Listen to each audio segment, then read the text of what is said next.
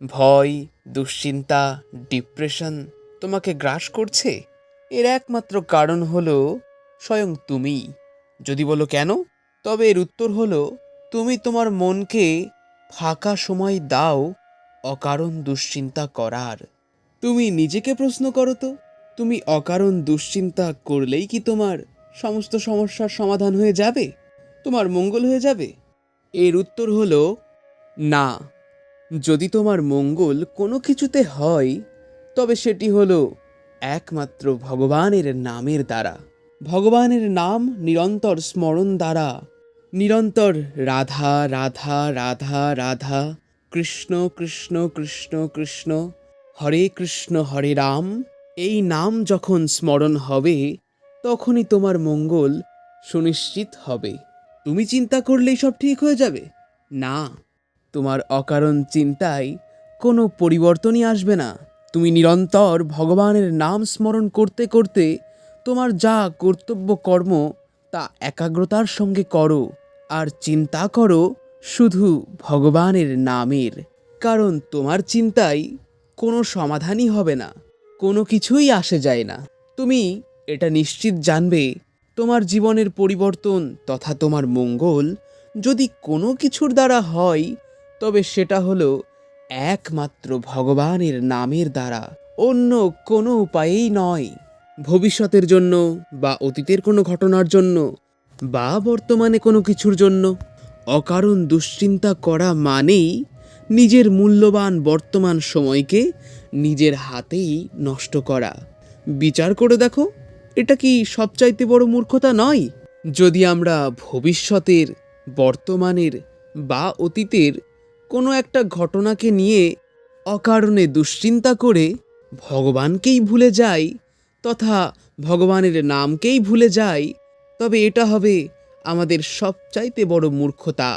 অবশ্যই এটা বিশ্বাস করো, সেই নিশ্চিত হয়ে যাওয়া বিধানকে যদি কেউ পরিবর্তন করতে পারেন, তবে তিনি হলেন একমাত্র সেই পরম শক্তি ভগবানের নাম। রাধা রাধা রাধা রাধা, হরে কৃষ্ণ কৃষ্ণ কৃষ্ণ হরে হরে, হরে রাম রাম রাম হরে হরে। আচ্ছা, তাহলে এবার ভবিষ্যতে কি হবে? আরে সেটাই হবে যাতে তোমার পরম মঙ্গল বিধান আছে। তুমি ভগবানের শরণাগত হও, তুমি এগিয়ে যাও, কোনো ভয় শোক তোমাকে স্পর্শ করতে পারবে না। শরণাগতি এমনই শক্তিশালী, অতীতে যা পাপকর্ম হয়েছে তা সব নষ্ট হয়ে যাবে। আর যদি ভবিষ্যতে কোনো বিপত্তি আসার সম্ভাবনা থাকে, তবে ভগবান স্বয়ং সেই সমস্যা তোমার জীবনে আসতেই দেবে না। এটা সবসময় জানবে, স্বয়ং ভগবান তোমার হাত ধরে আছে। ভগবান যে তোমার হাত ধরে আছে, এটাই সবচাইতে বড় প্রমাণ। তোমার মুখে যেন ভগবানের নাম বন্ধ না হয়। রাধা রাধা রাধা রাধা, হরে কৃষ্ণ কৃষ্ণ কৃষ্ণ হরে হরে, হরে রাম রাম রাম হরে হরে। তুমি তোমার মনকে সবসময় তোমার শত্রু মনে করবে। মনের এমনই স্বভাব যে এই মন তোমাকে অকারণেই দুশ্চিন্তা করিয়ে ডিপ্রেশনে পৌঁছিয়ে দেবে। খুবই ভয়ঙ্কর এই মনের চাল। এই মন অকারণেই তোমার ভিতর চিন্তা সৃষ্টি করবে, অকারণে ভয় সংশয় ইত্যাদি সৃষ্টি করবে, আর তোমাকে ধীরে ধীরে দুর্বল করে দেবে। পরবর্তীতে দেখা যাবে তোমাকে চিকিৎসার সাহায্য নিতে হবে। তাই আমি তোমাকে সাবধান করছি, হ্যাঁ তোমাকে। সময় কিন্তু খুব মূল্যবান, তোমার জীবনটাও তদ্রূপ মূল্যবান। জীবনটা ভালো কাজে লাগাও। উৎসাহযুক্ত ব্যক্তি সব কিছু করতে পারে, কিন্তু নিরুৎসাহী ব্যক্তি যতই বলবান হোক না কেন, কোনো কাজেই আসে না। ধন সম্পত্তি তার ঘরে আপনা আপ চলে আসে যিনি উৎসাহ সম্পন্ন ব্যক্তি। উৎসাহ অর্থাৎ সামনে উপস্থিত কর্তব্য কর্মকে পরে করব বলে ঠেলে ফেলে দেওয়া, এরকম না করে যিনি নিজের কর্তব্য পালনে দৃঢ় সংকল্প ব্রত ধারণ করেছেন, অর্থাৎ নিজের কর্তব্য কর্মকে নিষ্ঠার সাথে যিনি তৎকাল পালন করেন, তার উন্নতি অবধারিত থাকে। বর্তমানে নিজের কর্তব্যের উপর কঠোর অনুশাসনের দৃষ্টি, সাথে ভগবানের নাম স্মরণ, এই সূত্রটি তুমি হৃদয়ে বসিয়ে নাও। দেখবে কোনো প্রকারের কোনো সুখ দুঃখ তোমাকে স্পর্শ করতে পারবে না। কোনো প্রকারের কোনো নিরাশা যেন তোমাকে ছুঁতে না পারে। সমস্ত ক্রিয়া তথা তোমার কর্তব্য কর্মের জ্ঞান তোমার ভিতরে থাকা উচিত। এমন নয় যে মনের খেয়াল খুশি মতো আচরণ করবে। অবশ্যই সমস্ত কার্য জেনে বুঝে করবে। যে কর্মটা করছো সেটা ঠিক কি ভুল সেটা বিবেচনা করতে শেখো। তারপর তার পরিণতি কি হতে পারে তা অবশ্যই বিবেচনা করবে। আর যা তোমার কর্তব্য তা ঠিকভাবে পালন করো। হতে পারে সেটা কোনো ব্যবসা হতে পারে, বা হতে পারে কোনো চাকরি, বা হতেই পারে অন্যান্য যে কোনো কর্তব্য। তোমার সেই কর্মের সফলতা বা অসফলতা ভগবানের হাতে, কিন্তু কর্তব্য তো তোমারই হাতে। সেজন্য তুমি যদি ভগবানের নাম স্মরণ করতে থাকো, ধর্ম অনুসারে কর্তব্য কর্ম পালন করতে থাকো, আর সবসময় আনন্দিত এবং উৎসাহ সম্পন্ন থাকো, তবে যতক্ষণ জীবন থাকবে ততক্ষণ তোমার সাথে সব মঙ্গল হবে। আর মৃত্যুর পর তুমি ভগবানকে অবশ্যই পাবে। জীবনটা ঠিক একটা খেলার মতো, আর এই খেলাটা তুমি একটি খেলোয়াড়ের মতো করে খেলো, যাতে তুমি কখনো পরাজিত না হও। রাধা রাধা রাধা রাধা, কৃষ্ণ কৃষ্ণ কৃষ্ণ কৃষ্ণ, হরে রাম, এই নাম যদি তোমার মুখে চলতে থাকে তবে কখনোই তুমি পরাজিত হবে না, হবে না, হবে না। কোনো বাধাই তোমাকে পরাস্ত করতে পারবে না। আর যদি ভগবানের নাম নিরন্তর জপ না হয় তাহলে সবই ব্যর্থ। কারণ মন সবসময় সংসারের বিনাশশীল বিষয়বস্তু নিয়েই চিন্তা করবে। এতে তোমার বড়ই ক্ষতি হয়ে যাবে। সেই জন্য তুমি নিয়ন্ত্রণে থাকো, সংযমে থাকো, শরীরচর্চা করো, প্রাণায়াম করো, সর্বোপরি ভগবানের ভজন করো, সাধু সঙ্গে ভগবানের কথা শ্রবণ করো, সকলের সেবা করার মানসিকতা রাখো। তবে দেখবে প্রসন্নতায় ভরে উঠবে তোমার সমস্ত চেতনা, মন, বুদ্ধি, শরীর। কারণ তুমি ধর্মকে আশ্রয় করেছ। মনের চালে কামনা বাসনার ফাঁদে পড়ে প্রত্যেক ক্ষণে ক্ষণে তুমি তো শেষ হয়ে যাচ্ছ। দুর্বলতা তোমাকে যেন গ্রাস করছে। তোমার মন স্বয়ং তোমার ইন্দ্রিয়গুলিকে দিয়ে নিজের খেয়াল খুশি মতো যা ইচ্ছা তাই করিয়ে নেয়। এই মনই তোমার সবচাইতে বড় শত্রু। আর এটা হচ্ছে শুধুমাত্র তোমার দুর্বলতার জন্য। কারণ তুমি মনের বশীভূত, যেটা কখনোই হওয়া উচিত নয়। তুমি নিজের শক্তিকে জাগিয়ে তোলো। তুমি ভগবানের অংশ। তুমি চাইলে সব কিছু করতে পারো। সব কিছু মানে সব কিছু। ভালো তো খুবই ভালো, খারাপ তো খুবই খারাপ, সবই তুমি করতে পারো।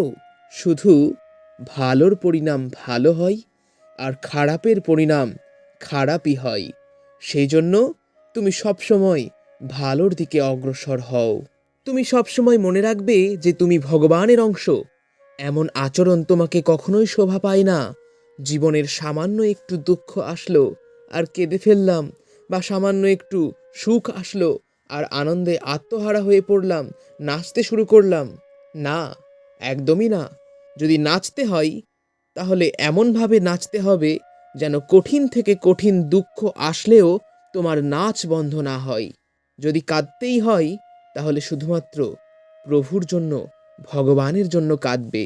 যদি কারোর কাছে মাথা নত করতেই হয় তবে ভগবানের কাছে মাথা নত হবে, সৎ গুরুদেবের কাছে মাথা নত হবে।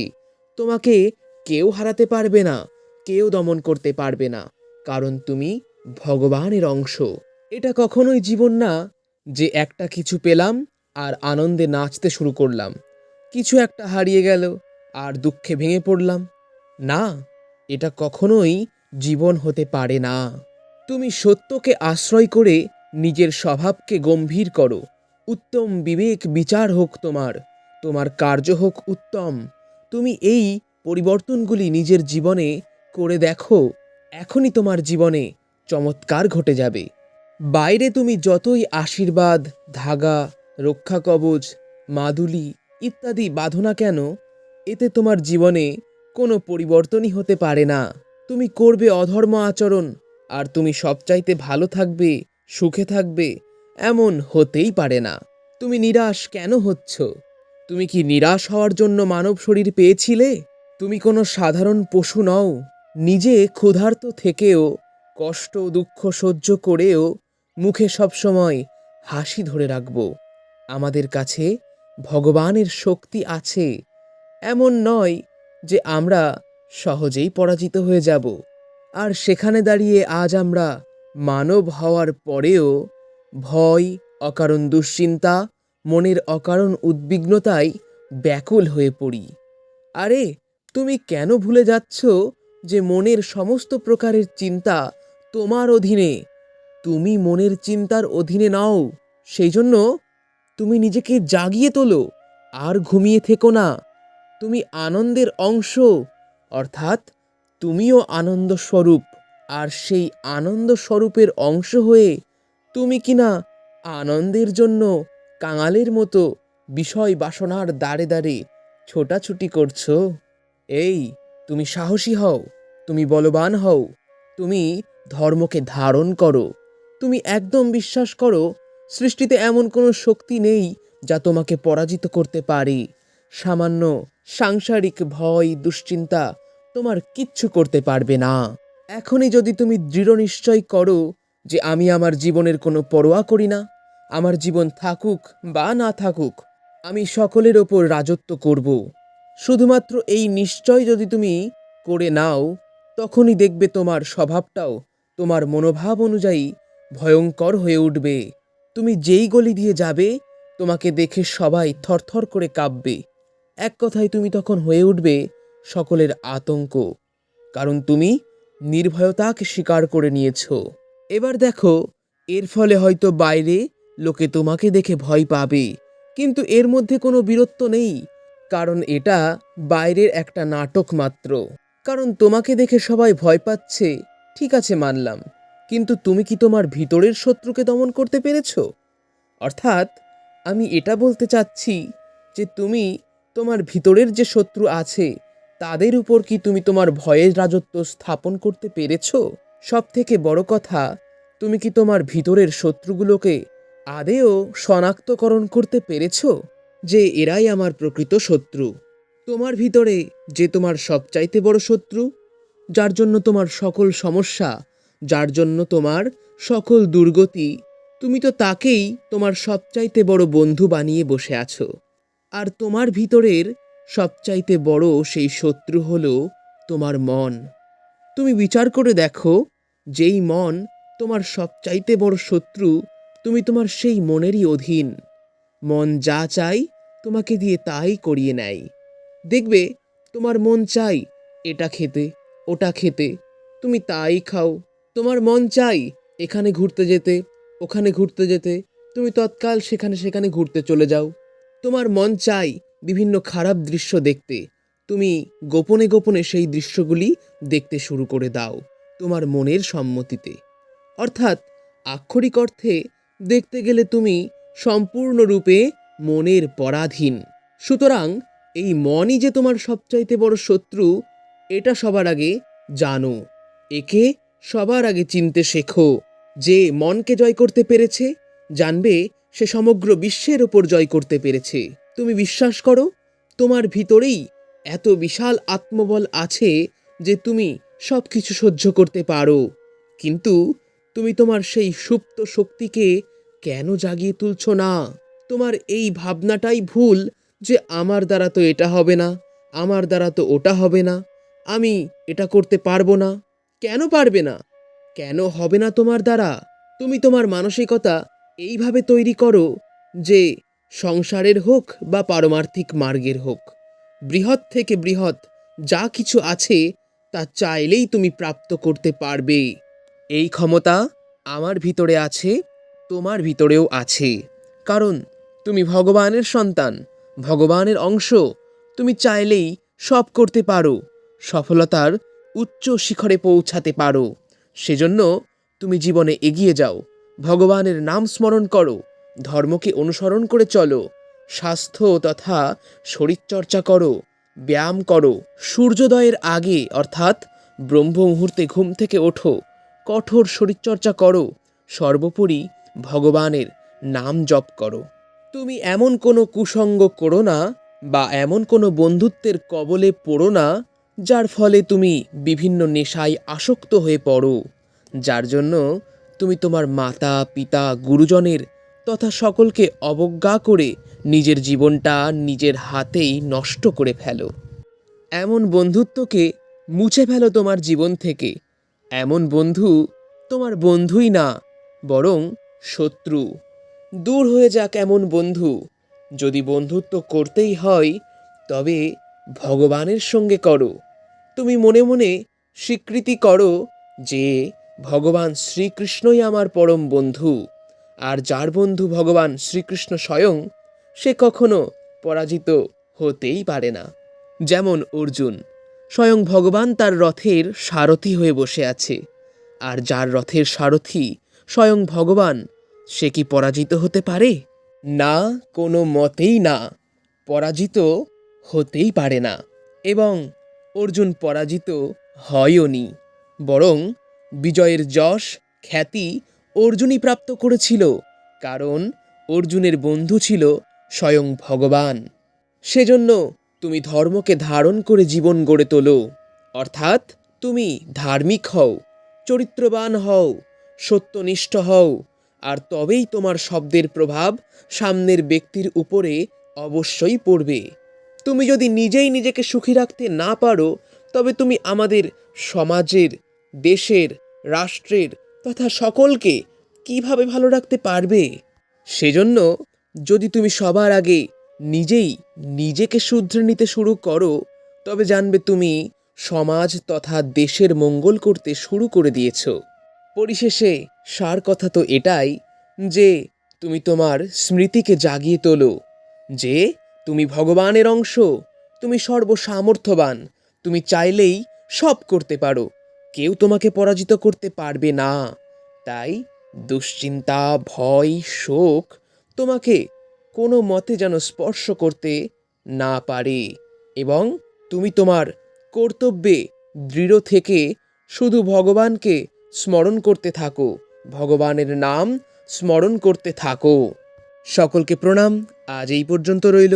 ভিডিওটি ভালো লাগলে একটি লাইক, শেয়ার এবং চ্যানেলটিকে অবশ্যই সাবস্ক্রাইব করে নোটিফিকেশন অল করে রাখুন আমাদের সমস্ত ভিডিও সবার আগে পাওয়ার জন্য। রাধে রাধে।